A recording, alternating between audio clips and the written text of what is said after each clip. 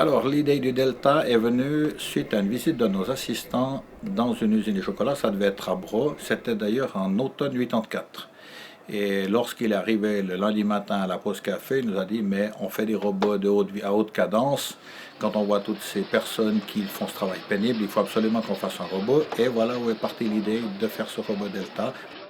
Vous avez ici la plateforme, trois moteurs ou trois actionneurs qui sont donnés ici, les bras et un système de transmission ici. Et l'astuce de ce robot, c'est que la sortie suit toujours une translation. Les moteurs sont en rotation, mais la sortie est toujours en translation, ce qui permet de prendre une pièce là, ou un chocolat, et de le déposer dans son emballage. Alors le dernier né, le Direct Drive, ceci de spécifique, c'est qu'en réalité, si vous regardez ici, on a le bras, on va dire, l'actionnement. Alors, dans un système d'entraînement direct, ceci est uniquement un moteur avec son arbre et on fixe le bras sur cet arbre. De cette manière-là, on a un robot qui peut être extrêmement dynamique. Il est très peu bruyant par le fait qu'il n'y a aucun engrenage, aucune courroie, rien du tout. Il est aussi très facile à entretenir.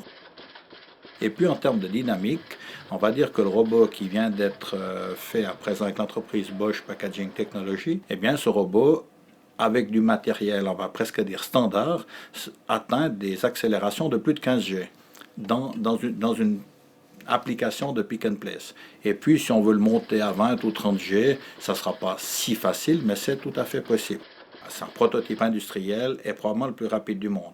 Si maintenant on va dans les domaines, dans les laboratoires, là il y a une petite course à l'accélération. Par exemple, on a un direct drive qui est plus petit, avec lequel on atteint 70G, voire 90G.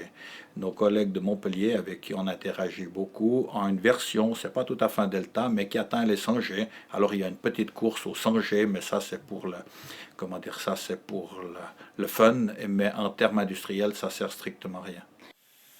On va dire que depuis 1986, depuis que ça a commencé à être connu, le Delta a eu énormément de variantes. Par exemple, vous avez celui-ci, c'est un Delta, mais avec des actionnements de translation, qui ont un comportement un peu différent, qui a un volume de travail un peu différent.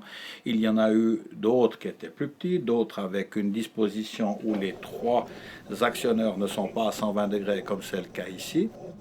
Donc on peut dire que ce delta a amené tous les chercheurs à sortir du 6-axes habituel, de la plateforme de Stewart comme on dit habituelle, donc le simulateur de vol si vous voulez, et ça a très très sérieusement ouvert le champ de recherche dans les robots parallèles.